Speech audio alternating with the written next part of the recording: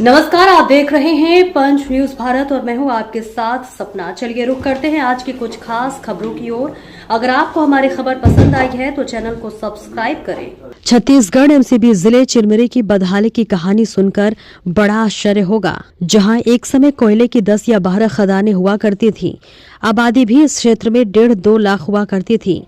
आज हालत ऐसी है कि खदान दिन ब दिन बंद हो रहे हैं। कोई रोजी रोजगार के साधन नहीं है। बची हुई 3 या 4 खदानें हैं जहां हर वर्ष कोयला खान श्रमिक सेवा निर्मित हो रहा है, परंतु नए उद्योग न खोले जा रहे हैं, न कोई उम्मीद और आशा है। क्षेत्र के जन प्रतिनिधि सिर्फ चुनाव में जनता को वोट लेने के लिए बड़े बड़े वादे किए, लेकिन आज अपने और अपने लोगों को तिजोरी भरने में लगे हुए हैं। क्षेत्र के मार्ग इस बात का जीता जागता उदाहरण है। कोई नई उद्योग नहीं खोले गए, कोई नई योजना देखने को नहीं मिली। रेलवे, बस, जिला अस्पताल अब सब आधार में लटके हुए हैं और इसके साथ ही भले ही कांग्रेस पार्टी समय समय पर आंदोलन कर क्षेत्र की समस्याओं को उठाने का प्रयास कर रही है, परंतु कांग्रेस पार्टी के हाथ में कुछ नहीं आ रहा है। भीड़ सिर्फ भीड़ दिखाकर कांग्रेस अपना प्रभाव बनाने में लगी हुई है, चाहे वे ग्रामीण क्षेत्र की हो या शहरी क्षेत्र की समस्या बन चुकी है। गर्मी का एहसास दिन बर दिन होता जा रहा है। फिर वही समस्या बिजली और जल संकट की। इस पर हर साल की तरह लोगों को पीने के पानी के लिए तरसना पड़ता है। बिजली भी का वही हाल है, कभी कभी नहीं है। बढ़ती महंगाई में बेरोजगारों के लिए कोई रोजगार नहीं है। चिरमिरी की बदहाली पर तरस आता है कि जनता ने जिस विश्वास से भारतीय जनता पार्टी की सरकार को बहुमत दिया था और उस क्षेत्र के प्रतिनिधि को जिताया था, और आज वहां क्षेत्र के लिए क्या कर रहे हैं, क्या नहीं कर रहे हैं। जनता जानना चाहती है कि बेरोजगारों को क्या रोजगार के साधन उपलब्ध हुए, क्या चिरमिरी में नए उद्योग खोले गए, क्या बंद हुई कोल खदान चालू हुई, यातायात के साधन, बड़ी ट्रेन का विस्तार हुआ। सभी बातें सिर्फ कहने और झूठे वादों पर आज तक चलने आ रही हैं और जनता को गुमराह किया जा रहा है। इसी तरह की कहानी चिरमिरी की आप बीती की हम फिर भी बताएंगे और दिखाएंगे कि चिरमिरी अपनी बदहाली पर किस तरह से आंसू बहा रहा है। आपका नाम? ओम प्रकाश गुप्ता, सांसद प्रतिनिधि कोरबा लोकसभा क्षेत्र। गुप्ता जी, आप सांसद प्रतिनिधि हैं, काफी समय से राजनीति से जुड़े हुए भी हैं।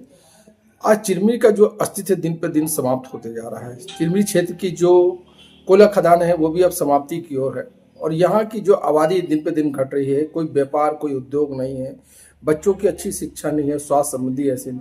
तो आपके द्वारा ऐसा कौन सा सार्थक प्रयास किया जा रहा है या कर रहे हैं, इस बारे में जानकारी से हमें अवगत कराएं। देखिए, पिछली सरकारें थी, उनकी कार्य की जो उदासीनता थी उससे यहाँ की जनता को बहुत आहत हुआ है। और मैं लगातार ये प्रयास किया कि चाहे वो बंद होती खदानें हो, बंद होती खदाने के लिए मैंने प्रयास किया कि यहाँ पर कोल वासनी का प्लांट लग जाए, तो एक कोल वासनी में कम से कम 500 लोग भी काम करेंगे तो लोगों का जीवन यापन अच्छे से चलेगा। दूसरी बात क्या है कि जो लोग यहाँ से पलायन कर रहे हैं, पलायन करने का मुख्य कारण ये है कि जो पूर्व की जो सरकारें या जनप्रतिनिधि थे वो इस पर ज़्यादा वर्क नहीं की। अगर पूर्व जनप्रतिनिधि इसमें वर्क करते हैं अच्छे से, तो जो यहाँ की जो भूमि है, जिस भूमि के में लोग अपना मकान बना लिए हैं, उसमें अगर उनको पट्टा दे दिया जाता तो यहाँ से पलायन नहीं करते। दूसरा, जो एसी शेयर का जो मकान है, छोटे छोटे घर हैं, जो आज नहीं कल वो रिसाइकिल करना पड़ेगा उसको, उसी जो उसमें रह रहा उसको कम दरों में दे देते तो व्यक्ति चिरमिरी में स्थायी रूप से रहता, वो जानता मेरा पट्टे का घर है और बाहर कहीं भी नौकरी करता तो पलायन रुकता। बात करूं उद्योग की, तो उद्योग में चाहे कोलवासी प्लांट लगता या कोयले से रिलेटेड बहुत से ऐसे उद्योग हैं जो जनप्रतिनिधि अगर इसमें ख्याल करते, उनको गवर्नमेंट की राशि से सब्सिडी दे करके, कुछ सहयोग करके अगर उद्योग के लिए उनको उत्प्रेरित करते तो जरूर कुछ न कुछ उद्योग लग जाता। सवाल क्या होता है कि इच्छा शक्ति की कमी होने की वजह से चिरमिरी का स्तर, चिरमिरी का जो व्यवसाय है, चिरमिरी का जो बिजनेस है लगातार घटता चला जा रहा है। अच्छा, दूसरी बात यह है कि कुछ केंद्र की जो पॉलिसियां हैं, ऑनलाइन मार्केट होने से भी फर्क पड़ रहा है, पर उसका उतना अंतर नहीं पड़ रहा है जितना चिरमिरी में व्यापार उद्योग, छोटे छोटे उद्योग, अगर लघु उद्योग हो जाए कुछ, तो जरूर उसमें चिरमिरी के लोगों को लाभ मिलेगा और चिरमिरी के लोगों को रोजगार मिलेगा और यहाँ पर लोग स्थायी रूप से रह सकेंगे और पलायन नहीं। आपने सभी बात बता दी कि यहाँ पास ये चीज होना चाहिए, वो चीज होना चाहिए। मेरा मुद्दा था कि चिरमिरी में आप एक सांसद प्रतिनिधि होने के नाते आपका क्या प्रयास रहा और अभी तक आपने इस क्षेत्र के बारे में क्या किया है? मेरा सवाल ये है। मैं बहुत अच्छा सवाल है। और मैं एक पावर प्लांट के लिए बात किया था, लगातार मेरी बात हुई थी। उस समय बड़े नेता आए थे, कुछ स्थानीय नेता से मेरी बात हुई थी कि 20-25 मेगावाट का अगर बिजली का प्लांट डाल देते तो कम से कम 2000 लोगों को नौकरी मिलती। एक जैसे रेणुकूट उत्तर प्रदेश में एक प्लांट लगा हुआ है, हिंडाल्को प्लांट, एल्युमिनियम प्लांट। उस एल्युमिनियम प्लांट को भी अगर बात कर लेते जिंदल से, अदानी से, तो प्लांट के लिए पूरी व्यवस्था यहाँ पर है। यहाँ पर रेल है, यहाँ पर कोयला है, पानी है। युवा बच्चे पढ़ लिख के जो डिग्री लेकर बेचारे तैयार बैठे हैं, उनको नौकरी मिल जाती। ये 2 प्लांट में कोई एक खुल जाए या दोनों खुल जाए, इससे लोगों को रोजगार मिलता। इसके लिए मैं मुख्यमंत्री से बात किया। इसके लिए मैं लगातार चरणदास महंत सांसद जी को भी बोला, भूपेश बघेल को बोला, रमन सिंह की जब सरकार थी तो उनको भी मैंने जेएम कॉम्प्लेक्स में एक ज्ञापन दिया, लेकिन कुछ हुआ नहीं। मेरा प्रयास लगातार जारी रहा और लगातार मैं हमेशा प्रयास कर रहा था कि चिमरी के विकास के लिए, चिमरी के डेवलपमेंट के लिए जहाँ जहाँ जो भी बाधा आती रही, उस बाधा को दूर करने के लिए मैंने संबंधित उचित फोरम में जाकर के अपनी बात रखी अपने साथियों के साथ और ज्ञापन दिया। ज्ञापन का फोटो भी लगातार वीडियो में चला, समाचार न्यूज में चला, पर उस ज्ञापन के बाद उसमें कोई वर्क नहीं हुआ। इसका कारण ये है कि पूर्व के जो जनप्रतिनिधि थे उनकी उदासीनता का रवैया होने की वजह से यहाँ की जनता डरी, सहमी और भविष्य के लिए चिंतित है। एक चीज बताइए, आप यहाँ के क्षेत्र की समस्या तो देख ही रहे हैं, लेकिन यहाँ पास आवागमन के साथ साथ यहाँ चिरमिरी क्षेत्र के जो मार्ग है उसकी हालत भी बहुत खराब है। इस संबंध में आपके द्वारा क्या प्रयास किया गया? देखिए, चिरमिरी कोलफील्ड एरिया है और चिरमिरी एक शहर है। चिरमिरी शहर के साथ साथ जो कोलफील्ड में है, तो कोलफील्ड से कम हजारों करोड़ रुपया गवर्नमेंट को राजस्व के रूप में मिलता है, जो DFM फंड में जाता है। तो जो SECL जो फंड देती है उसका अगर सही उपयोग कर ले DMF फंड का पैसा, तो सड़कें बन जाएं। आज पूरी सड़कें की हालत बहुत खराब है। बाईपास रोड केवल कागजों में उनका प्रोग्रामिंग दिखता है, केवल प्रोग्रामिंग जनप्रतिनिधियों का उनका प्रोग्राम दिखता है, पर धरातल में ये अभी तक उतर नहीं पाया है। तो यातायात की व्यवस्था सही नहीं है। शहर के अंदर गाड़ी जाती है, अक्सर एक्सीडेंट, दुर्घटना का डर बना रहता है।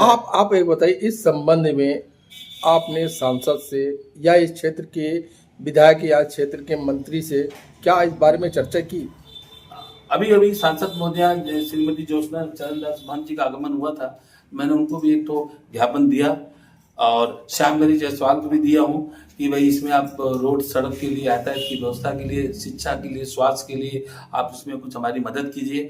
और हो सके तो चिरमिरी एक हिल एरिया है, इसको आप एजुकेशन हब बनाइए, या पहाड़ के अंदर शंकर भगवान का जो कभी भी मूर्ति बनी है आप एक हिंडोला लगा दीजिए। अगर ऊपर में आधा एकड़ जमीन, एक एकड़ जमीन को प्लेन करके, 1.5 एकड़ जमीन को प्लेन करके हिंडोला लगा देंगे तो एक दर्शनीय स्थल हो जाएगा और बाहर के लोग हिंडोला देखने के नाम से आएंगे और ऊपर आएंगे और जाएंगे, तो यहाँ के लोगों का रोजी रोजगार में डेवलपमेंट, विकास होगा।